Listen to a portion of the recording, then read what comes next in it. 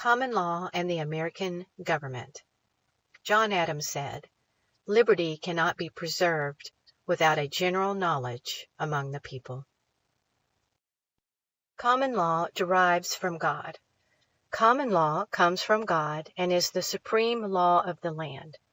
In Hebrews chapter 10, verse 16 in the Bible, it says, "This is the covenant that I will make with them after those days, says the Lord. I will put my laws into their hearts, and in their minds I will write them." And in Romans chapter 2, verses 14 through 15, it says, "Indeed, when Gentiles who do not have the law do by nature things required by the law, they are a law for themselves, even though they do not have the law. They show that the requirements of the law are written on their hearts, their consciences also bearing witness, and their thoughts sometimes accusing them, and at other times even defending them." Common law. Common law has a rights theory and a law theory. Common law rests on the framework of core principles, core ideas, and core beliefs. Common law derived its roots from ecclesiastical laws and was formed in England. As distinguished from the Roman law, the modern civil law, the canon law, and other systems, the common law is that body of law and juristic theory which was originated, developed, and formulated and administered in England. As distinguished from law created by the enactment of legislatures, the common law comprises the body of those principles and rules of action relating to the government and security of persons and property, which derive their authority solely from usages and customs of immemorial antiquity. William Blackstone. William Blackstone lived in England and had a profound understanding of the history and principles of the common law. His first lecture on the English common law was in 1753.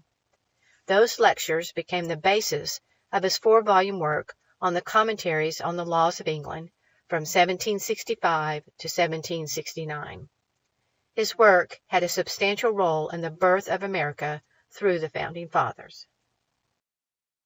Blackstone's common law theory. His theory was that God created the universe and mankind. God created laws to govern the physical universe and moral laws to govern human conduct. God established these moral laws when he created the human race. These moral laws are considered to be eternal and unchangeable. These laws are referred to as the laws of nature or natural law. It was the original constitution of the universe. This law of nature is an eternal and immutable rule of right, a rule of moral conduct. These laws are binding all over the world at all times in every circumstance to all human beings. Inalienability of rights. Introduced in the 12th century AD by Catholic theologians, England was a Catholic country, and these precepts were transferred into English common law. Rights of human nature are a component part of the image of God in mankind. Inalienable means rights that cannot be sold, traded, transferred, conveyed, disposed of, or given away. No human laws should be permitted to contradict these rights. The duty of government is to acknowledge these rights and to protect them through laws and just procedures. Common law rights. The right to life. Each human being has an absolute duty to live one's life for God.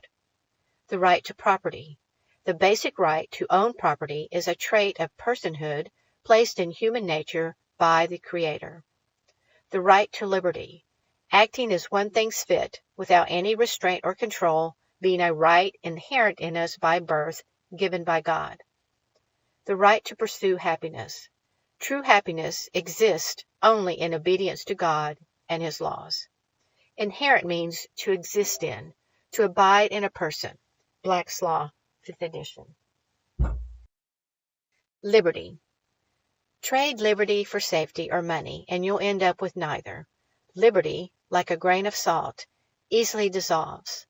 The power of questioning, not simply believing, has no friends, yet liberty depends on it. Quote from Thomas Jefferson. Declaration of Independence, 1776, states, this is only part of the Declaration, "We hold these truths to be self-evident, that all men are created equal, that they are endowed by their Creator with certain unalienable rights, that among these are life, liberty, and the pursuit of happiness, that to secure these rights, governments are instituted among men, deriving their just powers from the consent of the governed, that whenever any form of government becomes destructive of these ends, it is the right of the people to alter or to abolish it, and to institute new government, laying its foundation on such principles and organizing its powers in such form as to them shall seem most likely to affect their safety and happiness." Unalienable rights means incapable of being aliened, that is, sold or transferred. Order of authority. Number 1, God. God created the earth and the laws of nature. He has supreme authority. Number 2, we the people. God created people. God gave dominion of the earth to the people. Number 3, the states' constitutions. The people created the state constitutions, retaining all individual rights of the people. Number 4, the federal constitution. The states created the federal constitution, retaining rights of the states. Only limited powers were granted to the federal government. The created does not rule over the creator. William Penn said, "Men must be governed by God, or they will be ruled by tyrants." Blackstone's Inalienable Rights and Citizenship. Inalienable rights are given by God, but should be written into law and protected by the arm of the state. The government must fully grasp the meaning of inalienable rights and citizens' right to avoid abridging those rights. Abridge means to lessen, diminish, deprive. These rights must be part of civil law and be enforced as civil immunities, areas which the person is immune from government's reach or misconduct. The purpose of constitutional rights serves as a means for protecting and securing inalienable rights. Inalienable means rights that cannot be sold, traded, transferred, conveyed, disposed of, or given away. The beginnings. The first colonies to write bills of rights were Maryland in 1639 and Massachusetts in 1641. On January 5, 1776, New Hampshire's Provincial Congress adopted the first state constitution. Massachusetts was the last of the states to write and adopt its first constitution, which they ratified in 1780. Bills of rights were created before the constitutions in many states. What is a constitution? Constitute means to set, to fix, to enact, to establish, to form or compose, to give formal existence to make a thing what it is. Constitution means the act of constituting, enacting, establishing, or appointing, the state of being, that form of being or peculiar structure and connection of parts which makes or characterizes a system or body. Those definitions are from the American Dictionary of the English Language, 1828. State constitutions were the foundations. A written constitution generally describes the structure of a government. It also identifies rights guaranteed to the people. A written constitution is superior to all laws enacted by legislature. By 1780, all the first state constitutions, including their Bill of Rights, plus that of Vermont, had created most of the building blocks that were used to draft the U.S. Constitution at the Philadelphia Convention in 1787. The signing of the Federal Constitution, September 17, 1787. The Republic States. Each state created a republican form of government where representatives are elected by the people to handle the administration of government. The people remain the sovereigns, which means supreme in power. The states made clear that the rule of law would control their republican governments. John Adams of Massachusetts wrote that a republic is an empire of laws and not of men. State Constitution versus Federal. United States Constitution Amendment 10 says, "The powers not delegated to the United States by the Constitution, nor prohibited by it to the states, are reserved to the states respectively, or to the people." The order is preserved. First is God, second the people, third the state, and fourth federal.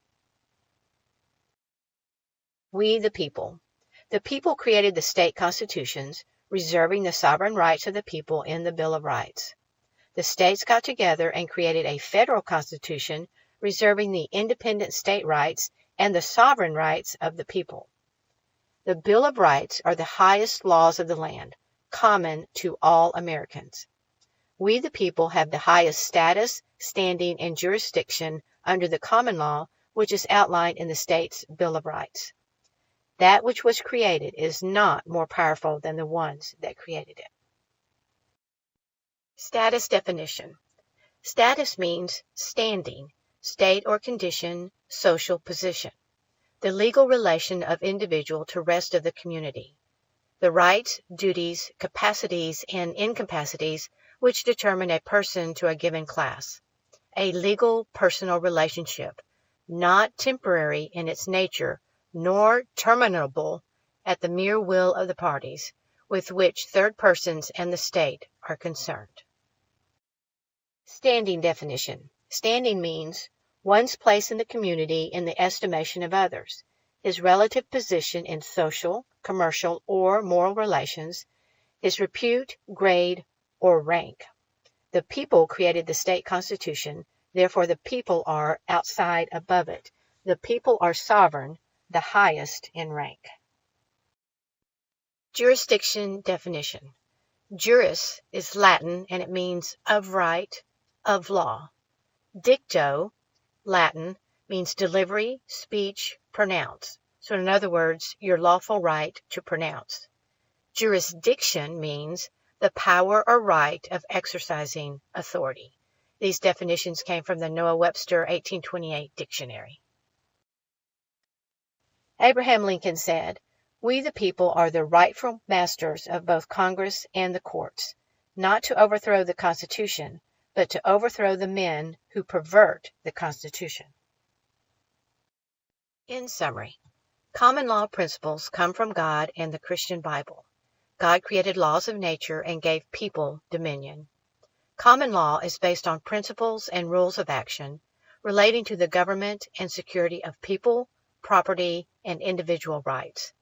The American government was established based on common law, and all states were created as republics where the people are supreme in all power and the rule of law directs our republican government. The people are sovereign, supreme in power, over government, and are the highest in rank for status, standing, and jurisdiction. Thank you for listening.